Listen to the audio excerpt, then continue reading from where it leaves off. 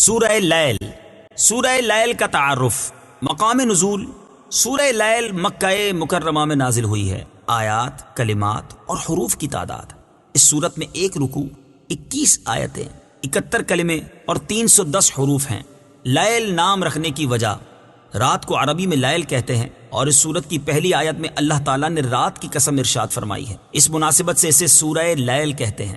سورہ لیل سے متعلق حدیث، حضرت جابر بن سمورہ رضی اللہ تعالیٰ عنہ فرماتے ہیں، سرکار دو عالم صلی اللہ تعالیٰ علیہ وآلہ وسلم ظہر کی نماز میں واللیل اذا یغشا پڑھا کرتے تھے۔ سورہ لیل کے مضامین، اس سورت کا مرکزی مضمون یہ ہے کہ اس میں انسان کے عمل اور آخرت میں اس کی جزا کے بارے میں بیان کیا گیا ہے، اور اس میں یہ مضامین بیان ہوئے ہیں۔ نمبر 1، اس سورت کی ابتدائی آیات میں رات، دن اور مذکر و مؤنث کو پیدا کرنے والے رب تعالیٰ کی قسم ذکر کر کے ارشاد فرمایا گیا کہ اے لوگو، بے شک تمہارے اعمال جدا گانا ہے، کہ کوئی جنت کے لیے عمل کرتا ہے اور کوئی جہنم کے لیے عمل کرتا ہے۔ نمبر 2، اللہ تعالیٰ کی راہ میں مال خرچ کرنے والے، ممنوع و حرام کاموں سے بچنے والے اور دین اسلام کو سچا ماننے والے کی فضیلت بیان کی گئی، اور راہ خدا میں مال خرچ کرنے میں بخل کرنے والے، ثواب اور آخرت سے بے پرواہ بننے والے اور دین اسلام کو جھٹلانے والے کے بارے میں وعید بیان کی گئی ہے۔ نمبر 3، یہ بتایا گیا کہ ہدایت دینا اللہ تعالیٰ کے ذمہ کرم پر ہے، اور وہی دنیا و آخرت کا مالک ہے۔ نمبر 4، اللہ تعالیٰ نے نار جہنم کے عذاب سے ڈرایا اور بتایا کہ یہ عذاب اسے ملے گا جس نے قرآن مجید اور حضور پرنور صلی اللہ تعالیٰ علیہ وآلہ وسلم کی نبوت کا انکار کیا۔ نمبر 5، اس سورت کے آخر میں یہ بیان کیا گیا کہ جس نے کسی کا بدلہ اتارنے اور ریاکاری اور نمائش کے طور پر مال خرچ نہیں کیا، بلکہ صرف اللہ تعالیٰ کی بارگاہ میں پاکیزگی حاصل کرنے کے ارادے سے مال خرچ کیا، تو اسے اس آگ سے دور رکھا جائے گا اور وہ اللہ تعالیٰ کے بے پناہ انعامات پر خوش ہو جائے گا۔ ان آیات کا مصداق حضرت ابوبکر صدیق رضی اللہ تعالی عنہ ہیں۔ سورہ شمس کے ساتھ مناسبت، سورہ لیل کی اپنے سے ماقبل سورت شمس کے ساتھ مناسبت یہ ہے کہ سورہ شمس میں بتایا گیا کہ جس نے اپنے نفس کو پاک کر لیا وہ کامیاب ہو گیا، اور جس نے اپنے نفس کو گناہوں میں چھپا دیا وہ ناکام ہو گیا۔ اور اس سورت میں وہ اوصاف بیان کیے گئے ہیں جن کی وجہ سے انسان کو کامیابی حاصل ہوتی ہے اور جن کی وجہ سے وہ ناکامی کا سامنا کرتا ہے۔ بسم اللہ الرحمن الرحیم۔ ترجمہ، اللہ کے نام سے شروع جو نہایت مہربان رحمت والا ہے۔ واللیل اذا یغشا والنہار اذا تجلی وما خلق الذکر والانثى۔ ترجمہ، اور رات کی قسم جب چھا جائے اور دن کی جب چمکے، اور مذکر اور مؤنث کو پیدا کرنے والے کی۔ واللیل اذا یغشا، اور رات کی قسم جب چھا جائے۔ تفسیر صراط الجنان میں ہے، ارشاد فرمایا کہ رات کی قسم جب وہ جہان پر اپنی تاریکی سے چھا جائے۔ اللہ تعالیٰ نے رات کی قسم اس لیے ارشاد فرمائی کہ وہ ساری مخلوق کے سکون کا وقت ہے، اور رات میں ہر جاندار اپنے ٹھکانے پر آتا ہے، اور اس میں مخلوق حرکت و بے قراری سے پرسکون ہوتی ہے، اور ان پر نیند چھا جاتی ہے، جسے اللہ تعالیٰ نے ان کے بدنوں کے لیے راحت اور ان کی ارواح کے لیے غذا بنایا ہے۔ اور اس وقت اللہ تعالیٰ کی بارگاہ کے مقبول بندے سچی نیاز بندی کے ساتھ مناجات میں مشغول ہوتے ہیں۔ والنہار اذا تجلی، اور دن کی جب چمکے۔ تفسیر صراط الجنان میں ہے، ارشاد فرمایا کہ اور دن کی قسم جب وہ چمکے اور رات کے اندھیرے کو دور کر دے۔ اللہ تعالیٰ نے دن کی قسم اس لیے ارشاد فرمائی کہ وہ رات کی تاریکی دور ہونے کا، سونے والوں کے بیدار ہونے کا، جانداروں کے حرکت کرنے کا اور معاش کی طلب میں مشغول ہونے کا وقت ہے۔ رات اور دن اللہ تعالیٰ کی نعمتیں اور اس کی قدرت کی نشانیاں ہیں۔ یاد رہے کہ رات اور دن اللہ تعالیٰ کی بہت بڑی نعمتیں اور اس کی قدرت کی عظیم نشانیاں ہیں۔ چنانچہ ایک مقام پر اللہ تعالیٰ ارشاد فرماتا ہے، هو الذي جعل لكم الليل لتسكنوا فيه والنهار مبصرا إن في ذلك لآيات لقوم يسمعون۔ ترجمہ، وہی ہے جس نے تمہارے لیے رات بنائی تاکہ اس میں سکون حاصل کرو، اور دن کو آنکھیں کھولنے والا بنایا، بے شک اس میں سننے والوں کے لیے نشانیاں ہیں۔ اور ارشاد فرماتا ہے، وَجَعَلْنَا اللَّيْلَ وَالنَّهَارَ آيَتَيْنِ فَمَحَوْنَا آيَةَ اللَّيْلِ وَجَعَلْنَا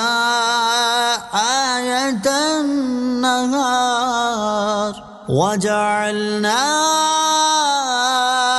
آية النهار مبصرة لتبتغوا فضلا من ربكم وَلِتَعْلَمُوا عَدَدَ السِّنِينَ وَالْحِسَابَ وَكُلَّ شَيْءٍ فَصَّلْنَاهُ تَفْصِيلًا۔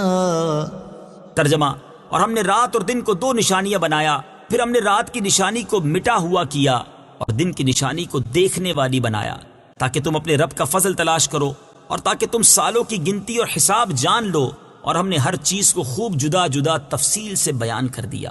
اسی طرح رات کے بعد دن کا آنا اور دن کے بعد رات کا آنا بھی اللہ تعالیٰ کی بہت بڑی نعمت ہے، کیونکہ اگر قیامت تک ہمیشہ رات ہی رہے تو مخلوق کے لیے اپنی معاشی ضروریات پورا کرنا ممکن نہ رہے گا، اور اگر قیامت تک ہمیشہ دن ہی رہے تو مخلوق کا چین، سکون اور راحت ختم ہو جائے گی۔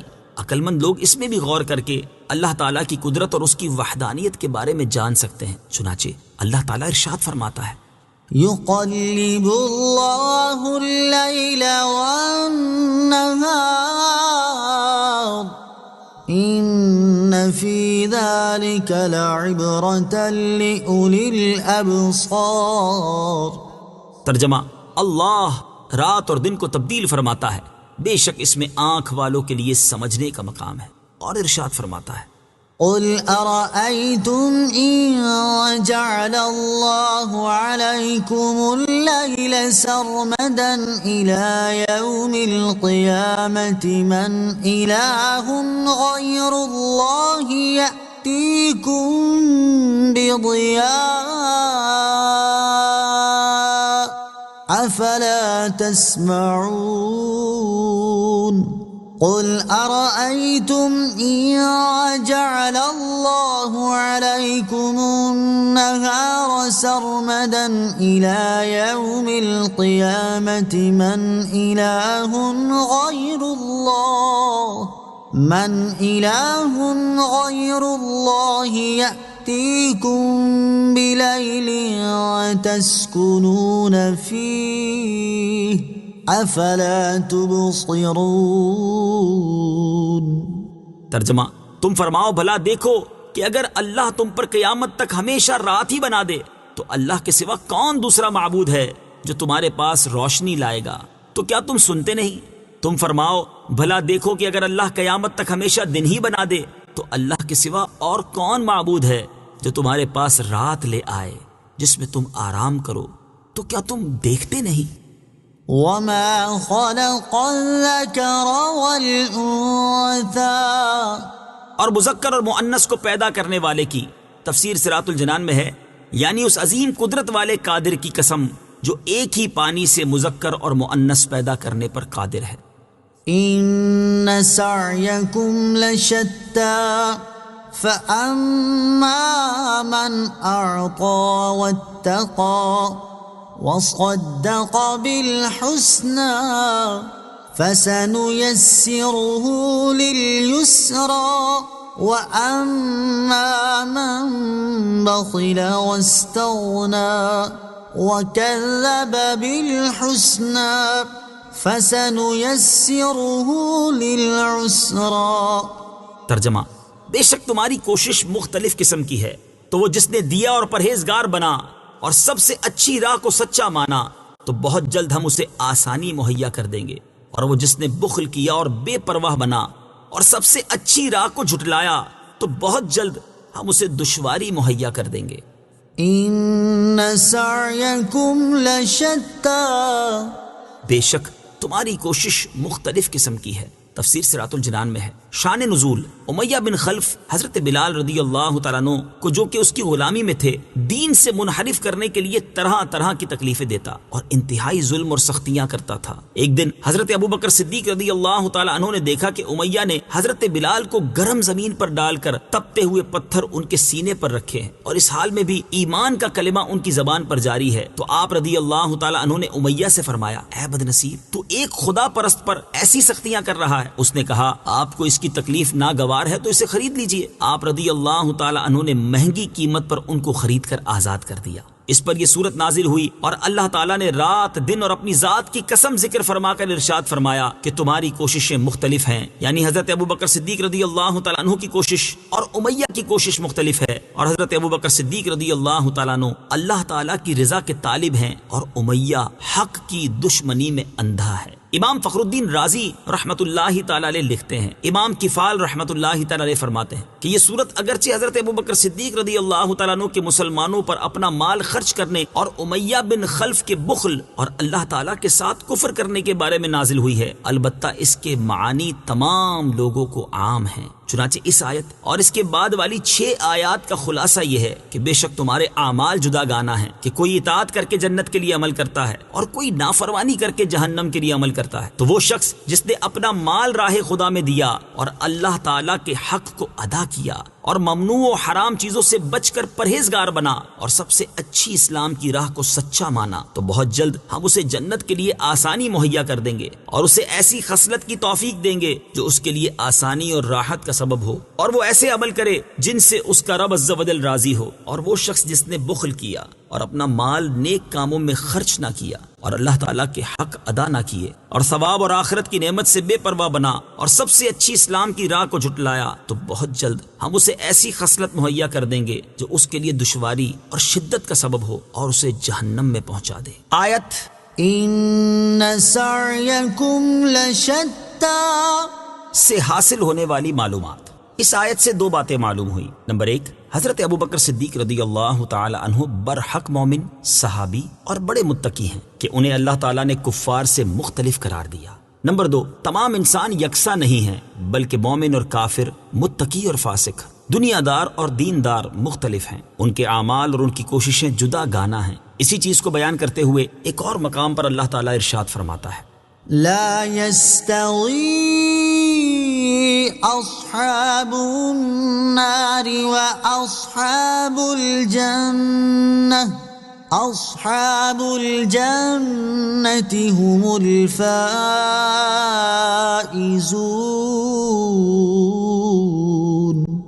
ترجمہ، دوزخ والے اور جنت والے برابر نہیں، جنت والے ہی کامیاب ہیں۔ اور ارشاد فرماتا ہے، أفمن كان مؤمنا كمن كان فاسقا لا يستوون أما الذين آمنوا وعملوا الصالحات فلهم جنات المأوى نزلا بما كانوا يعملون وَأَمَّا الَّذِينَ فَسَقُوا فَمَأْوَاهُمُ النَّارُ كُلَّمَا أَرَادُوا أَن يَخْرُجُوا مِنْهَا أُعِيدُوا فِيهَا وَقِيلَ لَهُمْ ذُوقُوا عَذَابَ النَّارِ الَّذِي كُنتُم بِهِ تُكَذِّبُونَ۔ ترجمہ، تو کیا جو ایمان والا ہے وہ اس جیسا ہو جائے گا جو نافرمان ہے؟ یہ برابر نہیں ہیں۔ بہرحال جو ایمان لائے اور انہوں نے اچھے کام کیے تو ان کے لیے ان کے اعمال کے بدلے میں مہمانی کے طور پر رہنے کے باغات ہیں، اور وہ جو نافرمان ہوئے تو ان کا ٹھکانہ آگ ہے، جب کبھی اس میں سے نکلنا چاہیں گے تو پھر اسی میں پھیر دیے جائیں گے، اور ان سے کہا جائے گا اس آگ کا عذاب چکھو جسے تم جھٹلاتے تھے۔ اور ارشاد فرماتا ہے، ام حسب الذين اجترحوا السيئات ان نجعلهم كالذين آمنوا وعملوا الصالحات سواء محياهم ومماتهم ساء ما يحكمون۔ ترجمہ، کیا جن لوگوں نے برائیوں کا ارتکاب کیا وہ یہ سمجھتے ہیں کہ ہم انہیں ان جیسا کر دیں گے جو ایمان لائے، اور جنہوں نے اچھے کام کیے کیا ان کی زندگی اور موت برابر ہوگی؟ وہ کیا ہی برا حکم لگاتے ہیں۔ اور ارشاد فرماتا ہے، أم نجعل الذين آمنوا وعملوا الصالحات كالمفسدين في الأرض أم نجعل المتقين كالفجار. ترجمہ: کیا ہم ایمان لانے والوں اور اچھے اعمال کرنے والوں کو زمین میں فساد پھیلانے والوں کی طرح کر دیں گے، یا ہم پرہیزگاروں کو نافرمانوں جیسا کر دیں گے؟ راہ خدا میں مال خرچ کرنے، حرام کاموں سے بچنے اور دین اسلام کو سچا ماننے کے فضائل۔ آیت نمبر 5 اور 6 میں 3 نیک کاموں کا بطور خاص ذکر فرمایا گیا۔ نمبر 1، اللہ تعالیٰ کی راہ میں مال خرچ کرنا۔ نمبر 2، ممنوع و حرام کاموں سے بچنا۔ نمبر 3، دین اسلام کو سچا ماننا۔ اس مناسبت سے یہاں ان نیک کاموں کے فضائل ملاحظہ ہوں۔ چنانچہ راہ خدا میں خرچ کرنے کے حوالے سے ایک اور مقام پر اللہ تعالیٰ نے ارشاد فرمایا: مثل الذين ينفقون أموالهم في سبيل الله كمثل حبة أنبتت 7 سنابل في كل سنبلة 100 حبة والله يضاعف لمن يشاء واللہ واسع علیم. ترجمہ: ان لوگوں کی مثال جو اپنے مال اللہ کی راہ میں خرچ کرتے ہیں اس دانے کی طرح ہے جس نے 7 بالیاں اگائیں، ہر بالی میں 100 دانے ہیں، اور اللہ اس سے بھی زیادہ بڑھائے جس کے لیے چاہے، اور اللہ وسعت والا، علم والا ہے۔ اور ممنوع و حرام کاموں سے بچنے کے بارے میں ارشاد فرمایا: إن تجتنبوا كبائر ما تنهون عنه نكفر عنكم سيئاتكم وندخلكم مدخلا كريما. ترجمہ: اگر کبیرہ گناہوں سے بچتے رہو جن سے تمہیں منع کیا جاتا ہے تو ہم تمہارے دوسرے گناہ بخش دیں گے اور تمہیں عزت کی جگہ داخل کریں گے۔ اور ارشاد فرمایا: وَلِلَّهِ مَا فِي السَّمَاوَاتِ وَمَا فِي الْأَرْضِ لِيَجْزِيَ الَّذِينَ أَسَاءُوا بِمَا عَمِلُوا وَيَجْزِيَ الَّذِينَ أَحْسَنُوا بِالْحُسْنَى الذين يجتنبون كبائر الإثم والفواحش إلا اللمم إن ربك واسع المغفرة هو أعلم بكم إذ أنشأكم من الأرض وإذ أنتم أجنة في بطون أمهاتكم فلا تزكوا أنفسكم هو أعلم بمن اتقى. ترجمہ: اور اللہ ہی کا ہے جو کچھ آسمانوں میں ہے اور جو کچھ زمین میں ہے، تاکہ برائی کرنے والوں کو ان کے اعمال کا بدلہ دے اور نیکی کرنے والوں کو نہایت اچھا صلہ عطا فرمائے۔ وہ جو بڑے گناہوں اور بے حیائیوں سے بچتے ہیں مگر اتنا کہ گناہ کے پاس گئے اور رک گئے، بے شک تمہارے رب کی مغفرت وسیع ہے، وہ تمہیں خوب جانتا ہے۔ جب اس نے تمہیں مٹی سے پیدا کیا اور جب تم اپنی ماؤں کے پیٹ میں حمل کی صورت میں تھے تو تم خود اپنی جانوں کی پاکیزگی بیان نہ کرو، وہ خوب جانتا ہے جو پرہیزگار ہیں۔ اور دین اسلام کے بارے میں ارشاد فرمایا: ان الدین عند اللہ الاسلام. ترجمہ: بے شک اللہ کے نزدیک دین صرف اسلام ہے۔ اور ارشاد فرمایا: ومن احسن دینا ممن اسلم وجهه للہ وهو محسن واتبع ملة ابراہیم حنیفا واتخذ اللہ ابراہیم خلیلا. ترجمہ: اور اس سے بہتر کس کا دین جس نے اپنا چہرہ اللہ کے لیے جھکا دیا اور وہ نیکی کرنے والا ہو اور وہ ابراہیم کے دین کا پیروکار ہو جو ہر باطل سے جدا تھے، اور اللہ نے ابراہیم کو اپنا گہرا دوست بنا لیا۔ اور ارشاد فرمایا: فالذين آمنوا به وعزروه ونصروه واتبعوا النور الذي أنزل معه أولئك هم المفلحون. ترجمہ: تو وہ لوگ جو اس نبی پر ایمان لائیں اور اس کی تعظیم کریں اور اس کی مدد کریں اور اس نور کی پیروی کریں جو اس کے ساتھ نازل کیا گیا، تو وہی لوگ فلاح پانے والے ہیں.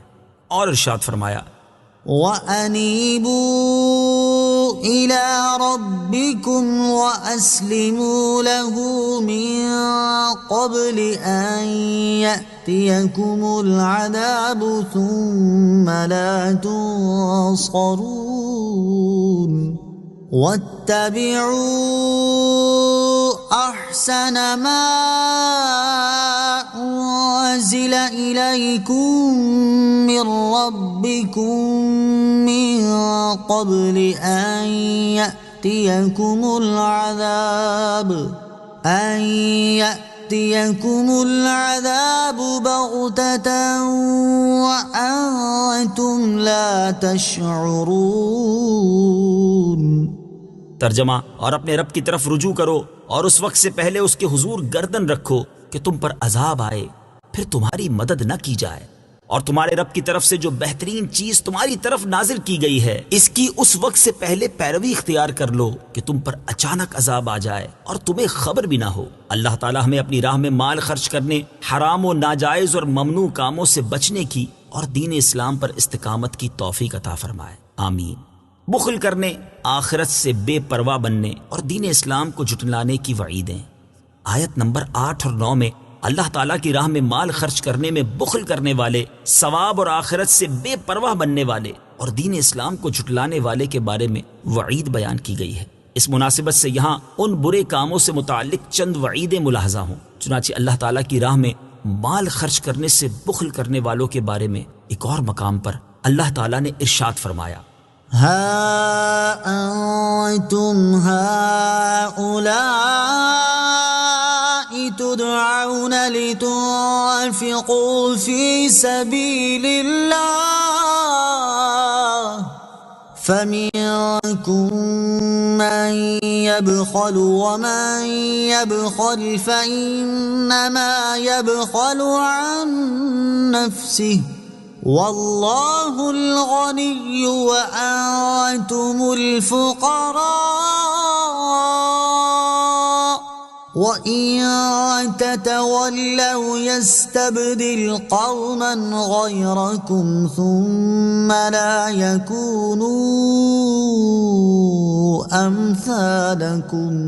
ترجمہ: ہاں یہ تم ہو جو بلائے جاتے ہو تاکہ تم اللہ کی راہ میں خرچ کرو، تو تم میں کوئی بخل کرتا ہے اور جو بخل کرے وہ اپنی ہی جان سے بخل کرتا ہے، اور اللہ بے نیاز ہے اور تم سب محتاج ہو، اور اگر تم منہ پھیرو گے تو وہ تمہارے سوا اور لوگ بدل دے گا، پھر وہ تم جیسے نہ ہوں گے. اور ارشاد فرمایا: وَلَا يَحْسَبَنَّ الَّذِينَ يَبْخَلُونَ بِمَا آتَاهُمُ اللَّهُ مِنْ فَضْلِهِ هُوَ خَيْرًا لَهُمْ بَلْ هُوَ شَرٌّ لَهُمْ سَيُطَوَّقُونَ مَا بَخِلُوا بِهِ يَوْمَ الْقِيَامَةِ وَلِلَّهِ مِيرَاثُ السَّمَاوَاتِ وَالْأَرْضِ وَاللَّهُ بِمَا تَعْمَلُونَ خَبِيرٌ.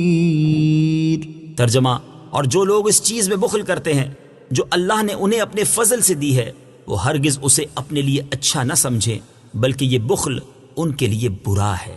ان قریب قیامت کے دن ان کے گلوں میں اسی مال کا توق بنا کر ڈالا جائے گا جس میں انہوں نے بخل کیا تھا، اور اللہ ہی آسمانوں اور زمین کا وارث ہے، اور اللہ تمہارے تمام کاموں سے خبردار ہے. اور اللہ تعالیٰ کے ثواب اور آخرت سے بے پرواہ بننے والے کے بارے میں ارشاد فرمایا: کَلَّا إِنَّ الْإِنسَانَ لَيَطْغَىٰ أَن رَّآهُ اسْتَغْنَىٰ إلى ربك الرجعى. ترجمہ: ہاں ہاں، بے شک آدمی سرکشی کرتا ہے اس بنا پر کہ اپنے آپ کو غنی سمجھ لیا، بے شک تیرے رب ہی کی طرف لوٹنا ہے.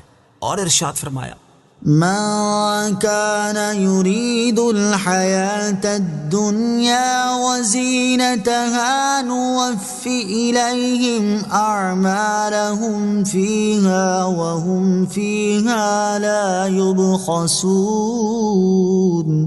أولئك الذين ليس لهم في الآخرة إلا النار وحبط ما صنعوا فيها وباطل ما كانوا يعملون. ترجمہ: جو دنیا کی زندگی اور اس کی زینت چاہتا ہو تو ہم دنیا میں انہیں ان کے اعمال کا پورا بدلہ دیں گے اور انہیں دنیا میں کچھ کم نہ دیا جائے گا. یہ وہ لوگ ہیں جن کے لیے آخرت میں آگ کے سوا کچھ نہیں، اور دنیا میں جو کچھ انہوں نے کیا وہ سب برباد ہو گیا اور ان کے اعمال باطل ہیں. اور دین اسلام کے حوالے سے ارشاد فرمایا: ومن يبتغ غير الإسلام دينا فلن يقبل منه وهو في الآخرة من الخاسرين. ترجمہ: اور جو کوئی اسلام کے علاوہ کوئی اور دین چاہے گا تو وہ اس سے ہرگز قبول نہ کیا جائے گا اور وہ آخرت میں نقصان اٹھانے والوں میں سے ہوگا. اور ارشاد فرمایا: ومن أظلم ممن افترى على الله الكذب وهو يدعى إلى الإسلام والله لا يهدي القوم الظالمين. ترجمہ: اور اس سے بڑھ کر ظالم کون جو اللہ پر جھوٹ باندھے حالانکہ اسے اسلام کی طرف بلایا جاتا ہو، اور اللہ ظالم لوگوں کو ہدایت نہیں دیتا. اللہ تعالی ہمیں اپنی راہ میں مال خرچ کرنے میں بخل کرنے سے بچنے، اپنی آخرت کی پرواہ اور فکر کرنے اور دین اسلام کو مانتے رہنے کی توفیق عطا فرمائے. آمین. وما يغني عنه ماله إذا تردى إن علينا للهدى وَإِنَّ لَنَا لَلْآخِرَةَ وَالْأُولَى. ترجمہ: اور جب وہ ہلاکت میں پڑے گا تو اس کا مال اسے کام نہ آئے گا، بے شک ہدایت فرمانا ہمارے ذمے ہے، اور بے شک آخرت اور دنیا دونوں کے ہم ہی مالک ہیں. وَمَا يُغْنِي عَنْهُ مَالُهُ إِذَا تَرَدَّى. اور جب ہلاکت میں پڑے گا تو اس کا مال اسے کام نہ آئے گا. تفسیر صراط الجنان میں ہے، یعنی جو شخص اللہ کی راہ میں مال خرچ کرنے سے بخل کر رہا ہے وہ جب مر کر قبر میں جائے گا یا جہنم کی گہرائی میں پہنچے گا تو اس کا مال اللہ تعالیٰ کے عذاب سے بچانے میں اسے کچھ کام نہ آئے گا. إِنَّ عَلَيْنَا لَلْهُدَى. بے شک ہدایت فرمانا ہمارے ذمے ہے. تفسیر صراط الجنان میں ہے، اس آیت کا ایک معنی یہ ہے کہ حق اور باطل کی راہوں کو واضح کر دینا، حق پر دلائل قائم کرنا اور احکام بیان فرمانا ہمارے ذمہ کرم پر ہے. دوسرا معنی یہ ہے کہ جو ہم سے ہدایت طلب کرے اور ہدایت طلب کرنے میں کوشش کرے تو اسے ہدایت دینا ہمارے ذمہ کرم پر ہے، جیسا کہ ایک اور مقام پر اللہ تعالیٰ نے ارشاد فرمایا: وَالَّذِينَ جَاهَدُوا فِينَا لَنَهْدِيَنَّهُمْ سُبُلَنَا. ترجمہ: اور جنہوں نے ہماری راہ میں کوشش کی ضرور ہم انہیں اپنے راستے دکھا دیں گے. وَإِنَّ لَنَا لَلْآخِرَةَ وَالْأُولَى. اور بے شک آخرت اور دنیا دونوں کے ہم ہی مالک ہیں. تفسیر صراط الجنان میں ہے، اس آیت کی ایک تفسیر یہ ہے کہ بے شک تم یہ بات جانتے ہو کہ آخرت اور دنیا دونوں کے ہم ہی مالک ہیں، اور پتھروں اور دیگر چیزوں سے بنے ہوئے جن بتوں کی تم پوجا کرتے ہو وہ نہ آخرت کے مالک ہیں نہ دنیا کے مالک ہیں، تو تم آخرت اور دنیا کے مالک کی عبادت چھوڑ کر ان بتوں کی عبادت کیسے کرنے لگ گئے جو آخرت اور دنیا میں سے کسی چیز کے مالک نہیں، حالانکہ تمہیں یہ بات معلوم بھی ہے. دوسری تفسیر یہ ہے کہ بے شک آخرت اور دنیا دونوں کے ہم ہی مالک ہیں اور ہم ان میں سے جو چیز جسے چاہیں عطا کریں، لہٰذا دنیا اور آخرت کی سعادتیں ہم سے ہی طلب کی جائیں. دنیا اور آخرت دونوں کی بہتری کے لیے دعا مانگنی چاہیے.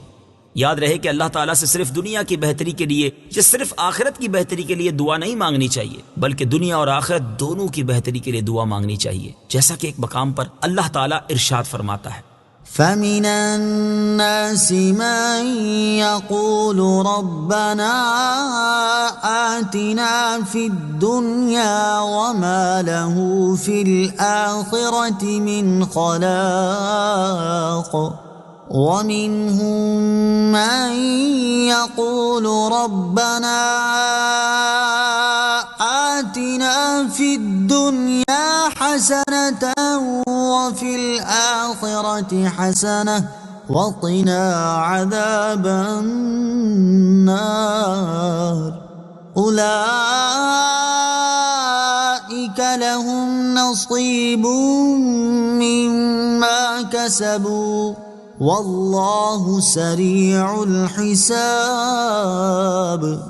ترجمہ، اور کوئی آدمی یوں کہتا ہے کہ اے ہمارے رب ہمیں دنیا میں دے دے اور آخرت میں اس کا کچھ حصہ نہیں، اور کوئی یوں کہتا ہے کہ اے ہمارے رب ہمیں دنیا میں بھلائی عطا فرما اور ہمیں آخرت میں بھی بھلائی عطا فرما اور ہمیں دوزخ کے عذاب سے بچا، ان لوگوں کے لیے ان کے کمائے ہوئے اعمال سے حصہ ہے اور اللہ جلد حساب کرنے والا ہے۔ اور حضرت انس بن مالک رضی اللہ تعالی عنہ فرماتے ہیں کہ تاجدار رسالت صلی اللہ تعالی علیہ وآلہ وسلم اکثر یہ دعا فرمایا کرتے تھے، ربنا آتنا فی الدنیا حسنة وفی الآخرة حسنة وقنا عذاب النار۔ اے ہمارے رب ہمیں دنیا میں بھلائی عطا فرما اور ہمیں آخرت میں بھی بھلائی عطا فرما اور ہمیں دوزخ کے عذاب سے بچا۔ اللہ تعالیٰ کے نیک بندوں سے دین و دنیا کی بھلائیاں طلب کرنا جائز ہے۔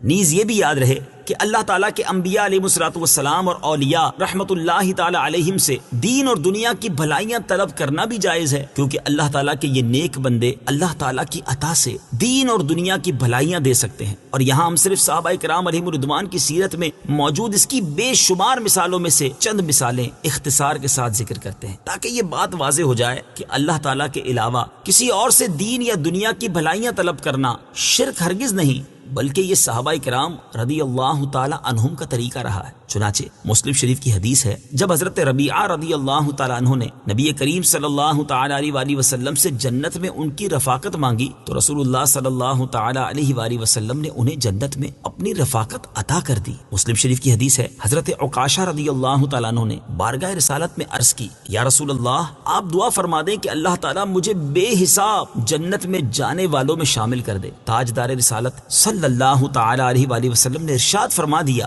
کہ اے عکاشہ تو انہی میں سے ہے۔ اور صحابہ کرام رضی اللہ تعالی عنہم کا آخرت کی بھلائی طلب کرنا تو اپنی جگہ، جب کھجور کے ایک تنے سے نبی کریم صلی اللہ تعالی علیہ وسلم نے فرمایا کہ اگر تو چاہے تو میں تجھے اس باغ میں لوٹا دوں جہاں تو تھا، اور اگر تو چاہے تو میں تجھے جنت میں بو دوں تاکہ جنت میں تیرے پھل اللہ تعالیٰ کے اولیاء کھائیں، اور اس نے عرض کی کہ مجھے جنت میں لگا دیں، تو نبی کریم صلی اللہ تعالی علیہ وآلہ وسلم نے فرمایا میں نے ایسا کر دیا، یعنی تجھے جنت میں لگا دیا۔ بخاری شریف کی حدیث ہے، غزوہ خیبر کے موقع پر جب حضرت سلمہ بن اکوا رضی اللہ تعالیٰ عنہ کی پنڈلی پر چوٹ لگ گئی اور وہ بارگاہ رسالت میں حاضر ہو گئے تو رسول اللہ صلی اللہ تعالی علیہ وآلہ وسلم نے ان کی پنڈلی کو درست کر دیا۔ اور مدینہ منورہ میں رہنے والوں نے ایک بار حضرت عائشہ صدیقہ رضی اللہ تعالی عنہا سے قحط کے بارے میں عرض کی تو انہوں نے رسول کریم صلی اللہ تعالی علیہ وآلہ وسلم کے روضہ انور کی چھت میں روشن دان بنانے کا حکم دیا، اور جب روشن دان بنایا گیا تو اس قدر بارش برسی کہ گھاس اگائی اور اونٹ موٹے تازے ہو گئے۔